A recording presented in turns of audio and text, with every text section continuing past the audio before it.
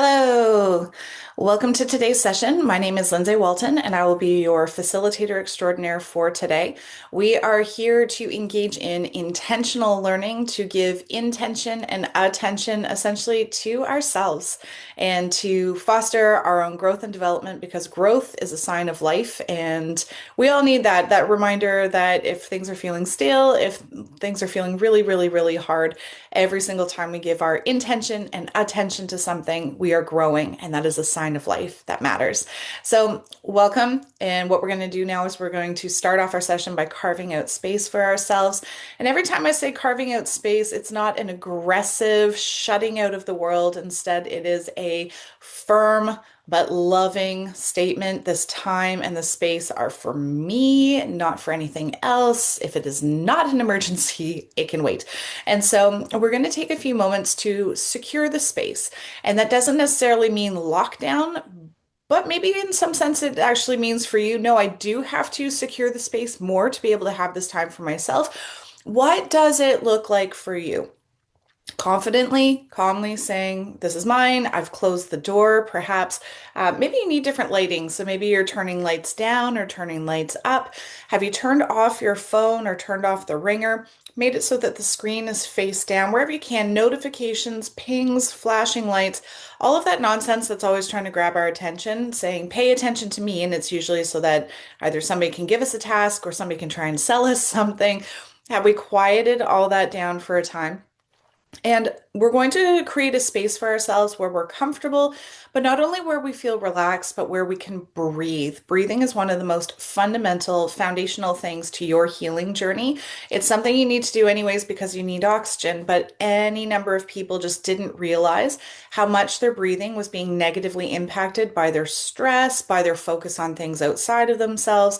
And so you get to take a moment to go, okay, well, does my position and my body structure actually support me being able to get oxygen, a basic thing that I need?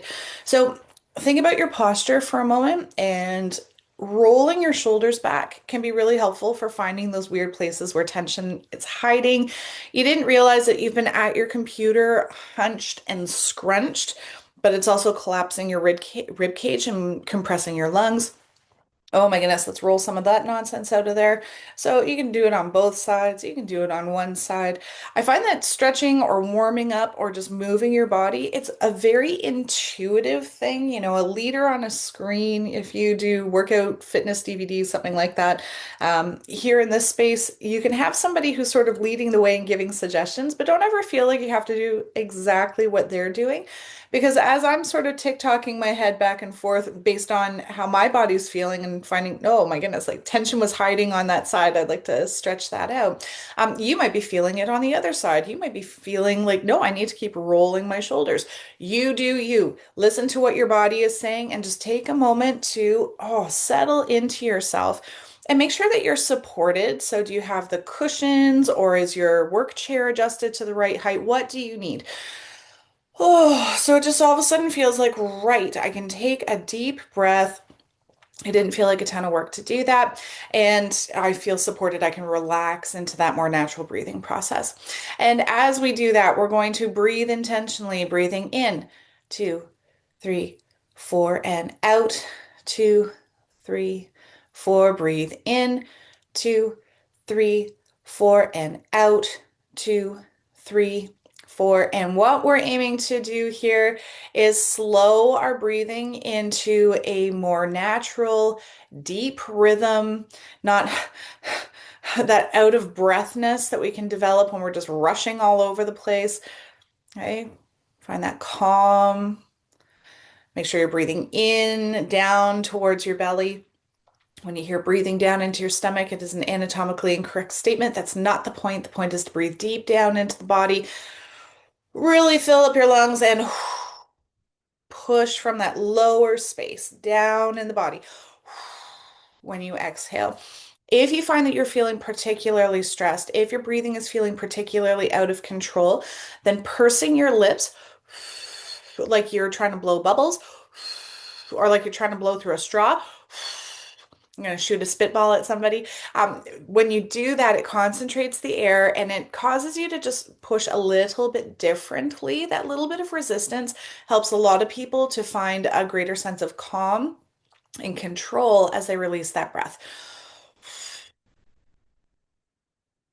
And you just keep going, breathing in and breathing out. Now, if anybody's finding that there's tension, there's restriction in your rib cage, it feels like your chest is really tight.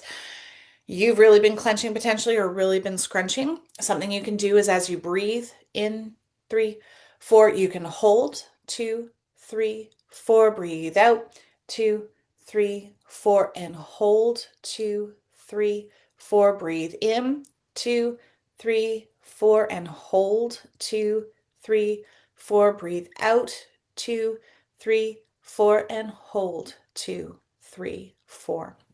And what you're doing, especially when your rib cage is inflated, is that you're helping to stretch out your intercostals, your muscles in between your ribs, and help to get a little bit more flexibility in your chest space. Pardon me. And so, with the space set aside for ourselves, we've communicated to other people, you only interrupt for emergencies. If it's not an emergency, it can wait. Having prepared your body. Another thing we're going to do is prepare our mind. So if you take a moment to identify for yourself what day is today. And because each of these sessions are recorded and they go in our video archive so that you're able to come back to them. And for new learners who join, they're able to go back to previous sessions. I'm not going to say the date or the time here as it's being recorded just because I don't want to throw off people's process. I want to support your process. I want to support your healing and growth journey. If I do ever say the date or the time by accident, my apologies. And just as much as possible, I try to make sure that it's neutral here so that you can find the source of the date and time in the space that you are learning. Okay. So, what is the date today? And what is the time for myself? However fancy I'm dressed at the time, I pretty much always have this watch on just because it is such a powerful support tool for myself. It is a Timex Ironman sports watch, and I have found that this has been the best tool for me for having the date, having the time on me, and it's also a timepiece that survives a little bit of a licking and a kicking. So in my life, there's lots of things that I'm on the move and carrying things, and I bump into things, and I used to have nicer pieces, but they would get scratched. They would get damaged very easily. And this is meant to take a bit of a beating as part of athletic endeavors. So this is a tool that I can recommend if you don't have something else. Otherwise, a lot of people, their phones are very helpful if they've got a calendar and they've got the time on the lock screen. They don't have to dig into all the notifications. They can just check right what is going on. But because phones can have so many notifications, you might find it helpful to get something that's just simple. This isn't a smart device. It's not trying to tell me a whole bunch of other things. It's just trying to tell me the one thing that's on there, and it doesn't beep and boop at me. I choose when I want to take a look. I recognize when I need to confirm, yeah, what's the date, what's the time on my own journey of recovery. So, taking a look at that, what's the date, what's the time? Take a few moments to let that settle in, focusing on that's where we are in time and space right now. And the wonderful thing about doing that is that as you develop that practice, this is where I am in time and space, it helps you to be present. It helps you to be within yourself. When we dissociate, when we experience things that, cause triggering and cause us to start experiencing old memories. If you are recovering from PTSD, if you're recovering from complex PTSD, if you have any kind of trauma that has resulted in the timestamp being taken off of the event. And so instead of being filed away, okay, well, this is today and that happened yesterday. This is today, that happened 2 weeks ago. This is today, but that happened 3 years ago. Instead of having the timestamp and our brain recognizing where things fall into the timeline, what can happen is the timestamp comes off and then everything starts trying to exist in the same place. And so a trigger comes up, a smell, a phrase that somebody said, having to visit a certain location. You had to drive through that intersection again. And whatever it was, that memory, instead of being reminded of it, right, that thing that happened 3 years ago, it starts trying to do this and it's kind of meshed into the present. And we're trying to navigate two periods of time at the same time. And so that's intensely stressful, intensely difficult, can lead to behaviors where we're going, that's not me, that's not how I meant to behave. But you were trying to navigate something that wasn't even happening at the time, but it was happening, but it wasn't happening, but it was happening, but it wasn't happening. So to get out of that, where we're sort of in multiple places in time and space at the same time mentally, let's find out today's date, today's time, right here, right now. And we help our brains to regain those timestamps and start sorting things. We start to gain that beautiful sense of distance. It's not happening right now. Okay. So, as you've done that, we are taking a look at something about time in our session today, more specifically seasons. And this is a very exciting time of year, a very powerful time of year for individuals who are navigating challenging circumstances, navigating whether that is relationship challenges, work challenges, whether that is health challenges, physical health challenges, mental health challenges, you name it. This is your season. This is a phenomenal season to have some beautiful light bulb moments, experiencing some healing, and feeling ready for what is traditionally considered a very challenging time of year for a lot of people. So, early in the year, the darker winter months, this is our time to really grab a hold of some beautiful lessons and embrace that time that's coming rather than fearing it. Also, we're coming up on a very intense holiday season. There are a lot of things that are being celebrated and acknowledged in this window of the calendar year. And when we take a look at in this particular season that we're in. So, coming up on traditional sort of Christmas holidays, we've got a new year that's going to be rolling around. What can we be doing in a time when the world is asking so much of us, is asking us, okay, well, we need to do this and this and this and this because we have this party, this meeting, this thing that has to be wrapped up before everybody goes on break. Plus, this thank you gift needs to be prepared and these cards need to be sent out. Plus, oh, there's the baking because this event, everybody was asked to bring something and you're going to need a casserole. Also, there's the family meal. Also, there's just so much that's traditionally being asked of us in this particular season of the year, the end of the calendar year and traditional Christmas holidays window. And so already there's, the pressure and the stress of lots of requests or demands on our time, our personal resources, our money. And then we take a look at the fact that this season, because it's intended to be a time of family, of reflection, of joy, of peace. There's many different things where the holidays that happen around this time are centered around light and life. So what if that's not where you're at right now? What if you are navigating a time of mourning? What if you are navigating a time of loss? What if you recognize that, in this time of family, those aren't the people that you're going to get to spend that time with? And so, as we take a look at that's, not just, oh, I don't get to have that.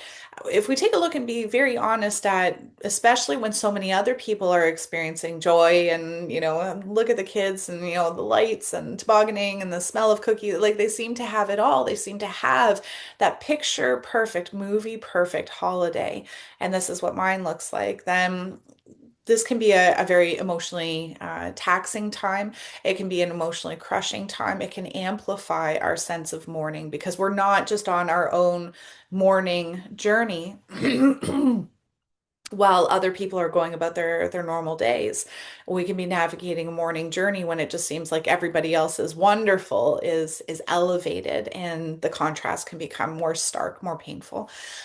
So just being real about that experience. And I want you to know just if you recognize that this time of year is very painful for you, if you recognize that the holidays hurt, I want you to know that you are not alone. Okay, you are far, far, far, far, far from being alone. There's a lot of people that recognize that that's their experience. So you have good company. You just may not have known that that company existed.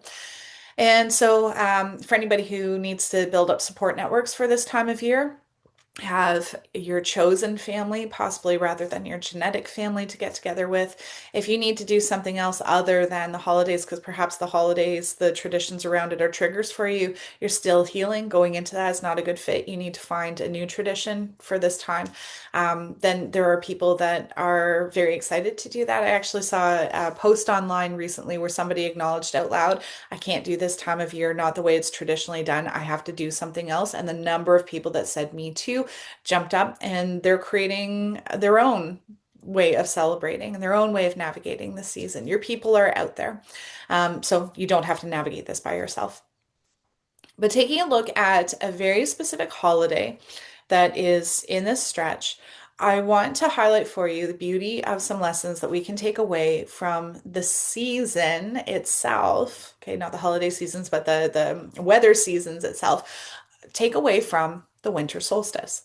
Now, winter solstice can mean different things to different people. For some people here, that might be very much a central part of your faith. And so you have many traditions, many wonderful things that you reflect on at this time of year as part of the winter solstice celebration. And for other people, it is just a thing on the calendar, right? Winter solstice. Winter, woo, okay, but here's the 10 billion things I have to do. It was nothing more than something on your calendar. And, winter is officially here. But it didn't matter to you because the weather already changed a long time ago, already felt like winter weeks ago.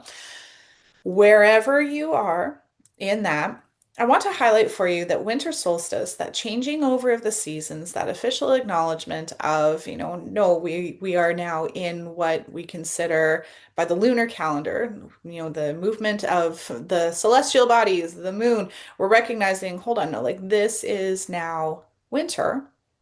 Then we're taking a look at, okay, well, what can I, whatever my faith background happens to be, what can I take away from this time, this season change? And here are three lessons that I hope help you, that are supportive for you as we navigate this season and that change is coming up. One of the first most beautiful, beautiful lessons that we can take away from the changeover of the season, and that we can actively reflect on, create traditions around, create practices around for winter solstice itself. The very first lesson would be that the light is always coming back. So I'm going to say that again. The light is always coming back. And that lesson matters. That matters, matters, matters. Ideally, I would suggest that that's a lesson we want to pick up as early in life as possible. So if you have any young children in your life, to even start using that phrase around them so they start picking up on it early. The light is always coming back. That can act as a preventative measure, helping to protect them when things get dark, when things get hard. It might be something that, for a little who's lying awake in bed and it just feels like, night is forever and they're going to be stuck like this. They're scared. They've had a nightmare or something like that. It helps them to remember, no, like the sun is going to come up. That's not going to stop. There's not going to, until the end of ages, until everything stops, there's not going to be a time when the sun stops coming up. So the light is always coming back. Time is passing. It was going to pass anyways. I just need to, hold tight. The light is always coming back. And so there can be that application of literal light. The sun will rise again. And that helps us as adults too, when we have those awful, awful long nights where it just seems like every minute is an hour or an eternity all to itself. The light is coming back. This experience is going to end. Okay. The sun is going to rise. And so there's that. Then to go along with that, there's the metaphorical, the light is always coming back. So as we develop, and something really important to understand about our brains as we're growing up, babies are not born with a small version of an adult brain, and then, all of that functioning just gets, bigger and bigger and bigger as they have bigger body, bigger brain. That's not how it works. Instead, the brain has the fundamental parts that it starts off with. And then as we grow up, we add more to the brain, but they're different parts, different functions. There are things that our brain is just not capable of when we are newborns. And then, we get to age 10 and we're looking at somebody going, okay, well, now they're just a small person, so they should be able to get this. No, no, no, no, because they haven't hit around age 12 where, more executive functioning is kicking in, where they've got the ability to think about more abstract concepts. We're expecting things of 10-year-olds where it's like that part of your brain doesn't even exist yet. Okay, hang on. So, studying brain development really helps with being patient with ourselves, being patient with others, being patient with children. Please be patient, loving, kind, and safe for children who are learning.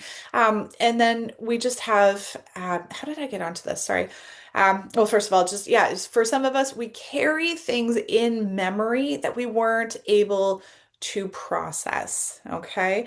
We have things from our childhood that we had no capacity to be able to actually process. And here we are as adults carrying trauma, carrying memories, having, good things and having really hard things that are all mixed together, but stored in a place where we weren't able to work through it at the level that we can today. So maybe you're trying to access a memory where you don't have language to explain it just because this happened in a time before you had language.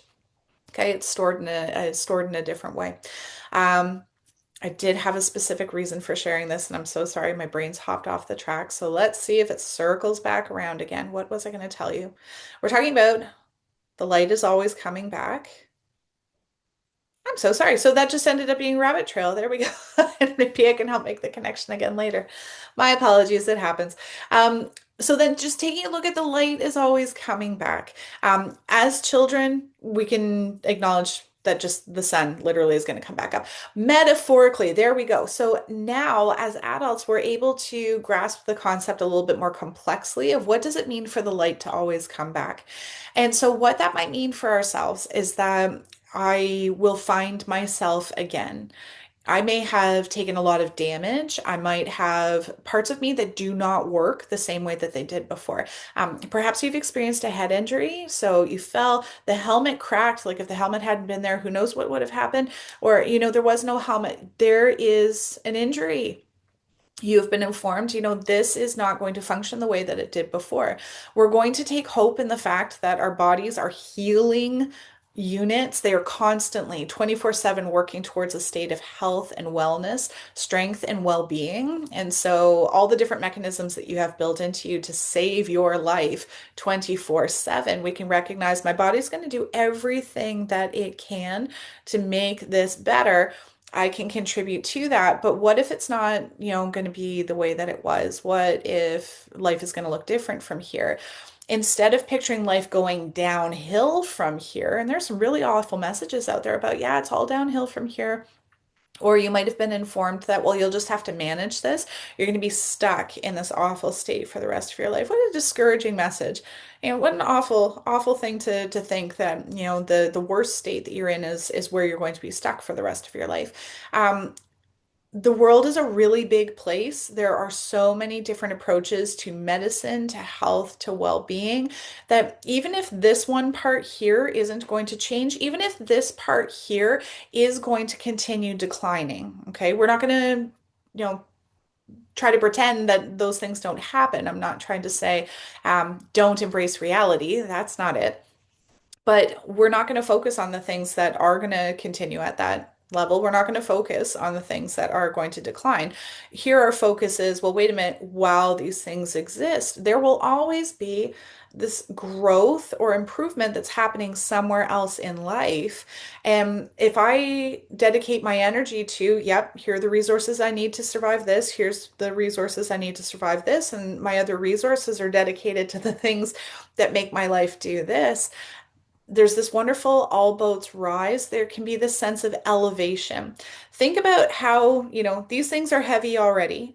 And if we pack more heavy things on top, then of course that feels worse and worse and worse and worse.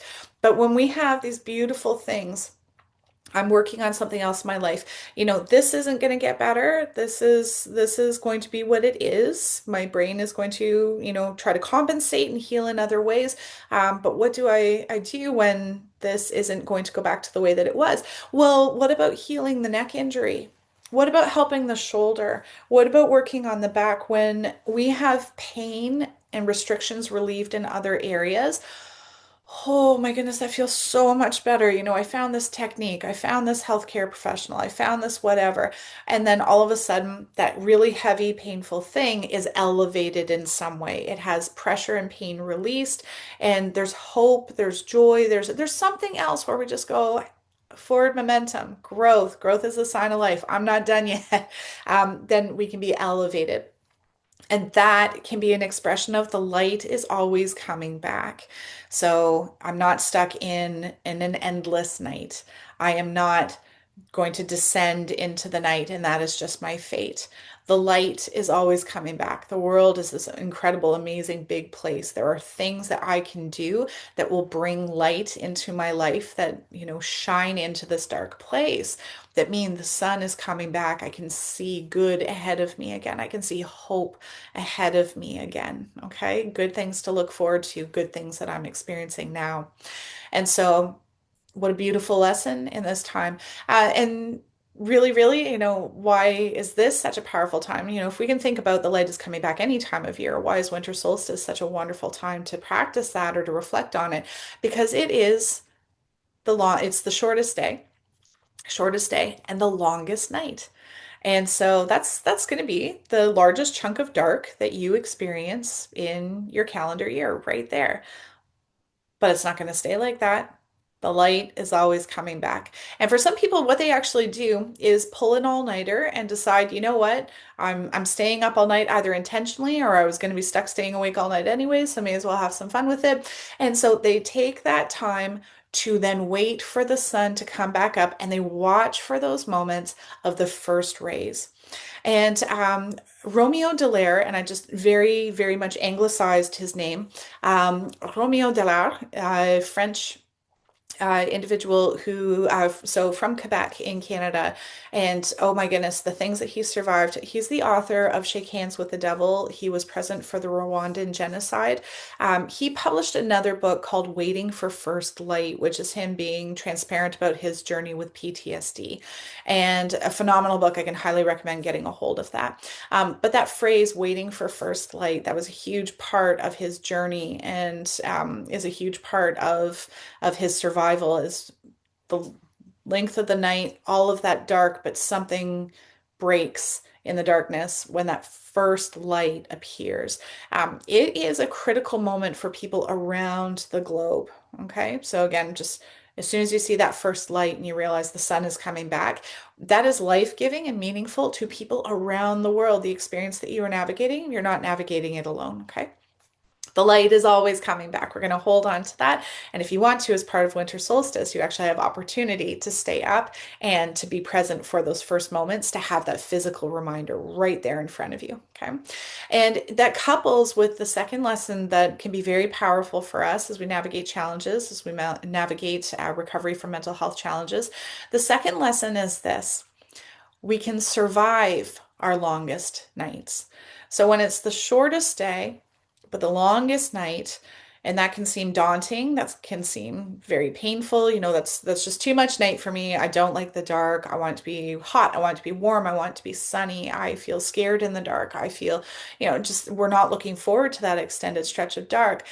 Built into there is that moment of, but this is one night out of the entire year.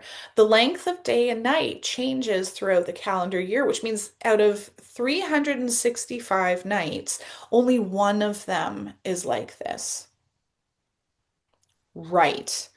Okay. We go through life seasons, we go through changes, and so not every night is like this. And we have, the younger version where it's very much more literal. And again, please, every chance you have, teach children these things that, oh, it's so long. Well, actually, there's only, this one night that's like this. So we can remember we can survive our longest nights. If you don't like nighttime, you only go through this once a year. And how old are you now? You've come through it this many times already. You're able to survive your longest nights, even if it feels like, oh, I had to wait longer for the light to come back that time. You did it. You made it. Good job. Pardon me. And so um, then we get the more metaphorical, where as adults we're able to apply that concept of we can survive our longest nights to other more metaphorical circumstances, and it can help us to see not only did we get through long nights, especially if you are suffering from insomnia. Okay, so it was very literally the night that you were trying to survive the longest period of dark. Okay, that was tough, but I made it through. I can survive my longest nights. Um, Metaphorically, it could be your longest nights. This is the longest, hardest stretch that you've been in your significant relationship. This has been painful. You've never been through a time this dark, this challenging, this hard together before. And you're questioning, can we come out on the other side of this? And if you're remembering, the light is always coming back, and that can look like different things, but also I can survive my longest nights. This is a long stretch, and I don't necessarily know where the end of it is, but I am capable of coming out on the other side is a really reaffirming message. It's really helpful to know, yeah, I can come out on the other side, especially if your brain has been telling you otherwise. I can't do this. I can't keep going. So let's touch on the fact that you're not being asked to keep going in the exact same draining situation, because we do need to be very, very, very clear that you might be in an unsustainable circumstance. The amount of demand on your personal resources is too much. You can't keep giving the amount of resources to this relationship, to this work project, to this anything. Okay, at some point, our bodies start telling us, and then start telling us louder, and then start screaming at us, I can't keep doing this. And if that's the message that you're hearing, that actually goes hand in hand with what we're talking about. Surviving our longest nights, the light is always coming back. If this isn't sustainable, then a huge part of that light, oh my goodness, pardon me. A big part of that light coming back and surviving our longest nights might be that you're going, right. I'm actually going to listen to myself, and I'm going to respect that message. I can't keep doing this. I need help. I need outside supports. I need to sleep. I need to improve my nutrition. I need to tell somebody what's going on so it's not all just in here or in here. I need to air this out. I need somebody else to know that I'm not okay. Whatever it is, here we are navigating something incredibly challenging, but having those light bulb moments of, right, I can survive this, but maybe I have to stop trying to survive it alone. I can survive this, but maybe I need to get a new healthcare provider because the one that I have is not listening to me, and I don't feel like my values and my beliefs are being respected. I'm going to start the hunt for connecting with somebody I can get a second opinion from, or just somebody I feel more respected by. Whatever it is, I can survive my longest nights. And a big part of that is because you are not stuck in the situation just the way that it is. You have power and influence over shaping what surviving that is going to look like. Improved support networks, improved nutrition, improved communication about what you're experiencing, etc. So we've got lesson number one, the light is always coming back. Lesson number two, I can survive my longest nights. And then lesson number three, and they all go hand in hand, it's okay to need rest. Okay. It is okay to need rest. And so when we take a look at how taxing and challenging life can be, we can sort of feel sometimes like we're failing somehow because we're exhausted. We're failing somehow because this season we're just dragging ourselves like an anchor dragging along the bottom and covered in seaweed and sludge and all the other things we're getting stuck and caught on along the way. It can be a really awful feeling, but I really, really, really want to emphasize for you that if you are in one of those seasons of exhaustion, seasons of looking at yourself in the mirror and just wondering like where did I go? Oh, this person doesn't look familiar to me anymore. They're so tired. They've aged so much. There are things about them I can see like their health doesn't look okay. Where did I go and who is this? It's okay to need rest. When you look at the seasons and lessons that are available to us in nature, I think another really wonderful one is just recognizing, right, like plants don't bloom all year round. Trees do not have leaves on them all year round. Okay, there are evergreens, but those are different. So when you think about, a leafy green, they generally don't have leaves on them all year round. We have trees that grow leaves and they're beautiful and green, and then they change color and they shrivel up and turn brown and they fall off. There are seasons where you don't bloom, where you're not, all in your beautiful array of colors. Flowers, same thing. Flowers bloom, they're beautiful, but after a time they turn brown and the petals dry and they drop and that bloom is done. The flower will bloom again. The light is always coming back. However, not that one. Okay, that one's done. And so when we recognize that there's beauty in all the different phases, there's value in all the different phases. We've got, over here a tree that's all sticks, but oh my goodness, when the sun sets behind it and just that beautiful landscape, it didn't lose its value. It's just in a different season.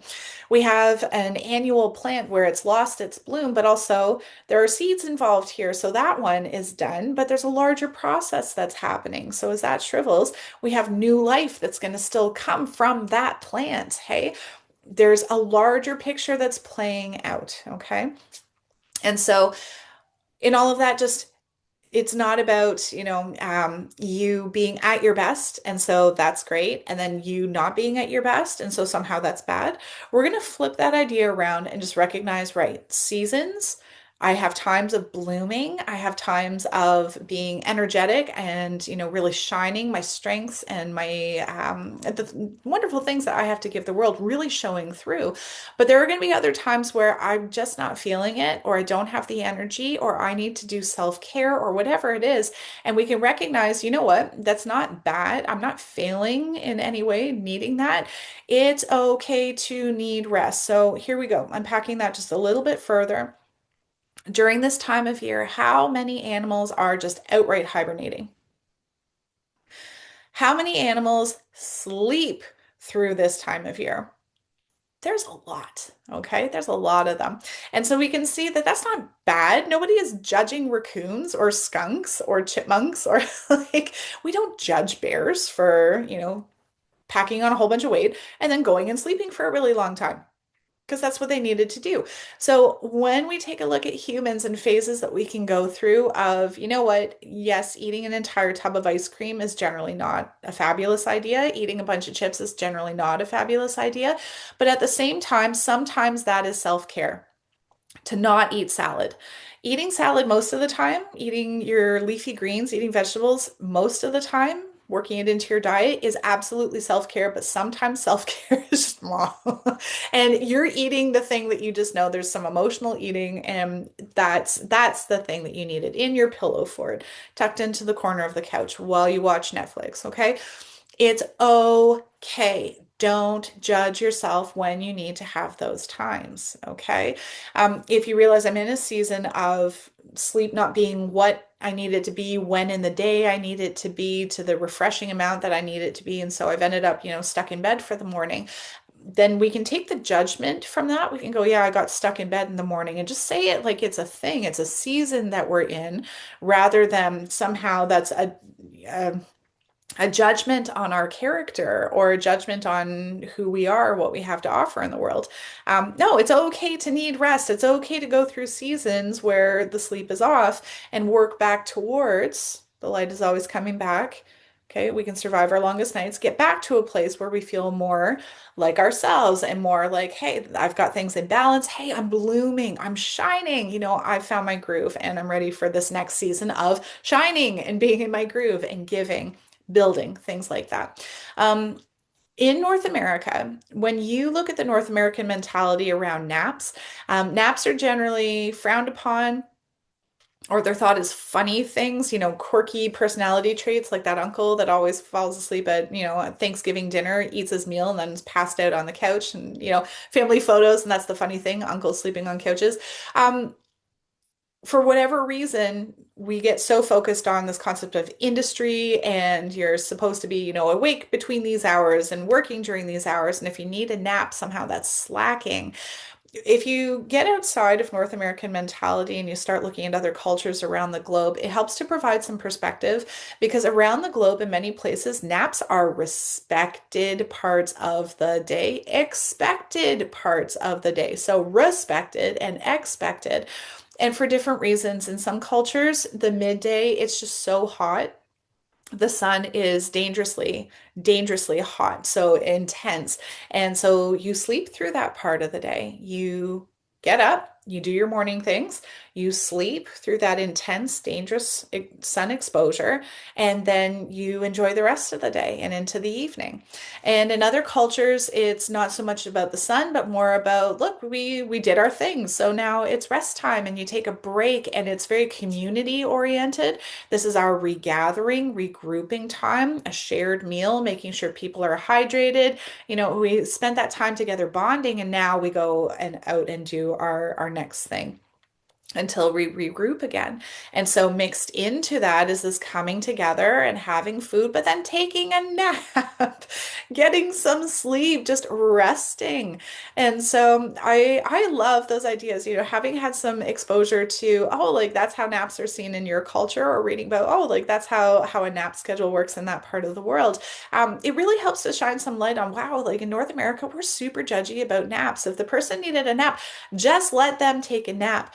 And I do want to highlight that, especially for anybody here who is expecting. So if you are pregnant or if you are supporting somebody who's pregnant, in North American culture, there can be just so much pressure of like, keep going, keep going, keep going. I'm so exhausted. And what we absolutely need to be doing is breaking out of that and increasing maternal care. You need rest. Your body is working so incredibly hard on this beautiful project. You need sleep. It's okay to need a nap in the middle of the day. You needed 20 minutes, let's make that happen. You need 3 hours, let's make that happen. And so, good grief, especially the North American work hours, but it's 9 to 5. You felt like you need to sleep in there. We, as collective humanity, can start to say it's okay to rest. And it's not just during this time of year. This is a time of year, just again, where we can reflect on it, embrace it so that we can start to apply it. Here in this time of year, maybe you spend winter solstice in your most comfy pajamas in the biggest, floofiest, snuggliest blanket that you've got, and you decide, I'm going to rest, I'm going to do self-care, I'm going to eat nonsense, I'm going to stay up all night, I'm going to wait for that first light. I'll have the curtains open so I can see that first little break of day that shows up. I'm going to embrace the lessons of the season and celebrate this. You can do that, but then carry it forward. Okay. Look for where you can apply it throughout the rest of your life. Look where you can share the lessons, and especially where you have children, where you have youth in your life. Where can you help to take preventative action so that their longest nights, their darkest nights, their biggest struggles, they have tools in their toolbox for remembering it's going to be okay. May not be okay yet, but we're going to get there. And so here we go. As you go out to the rest of your day and into this season, the light is always coming back. You can survive your longest night. It is okay to rest. And if you are looking for more ways to celebrate and acknowledge and reflect on the season, if you hop on the internet, there's any number of additional tools and suggestions, meals, all sorts of phenomenal things. And I just hope that it turns into a phenomenal season for you and with wonderful gifts that keep giving year round. So, with that, as you prepare to re enter your space and rejoin the world, you gave intention and attention to this session. You grew today. Growth is a sign of life. I'm proud of you. You can be proud of yourself too. Have a wonderful day. All the best.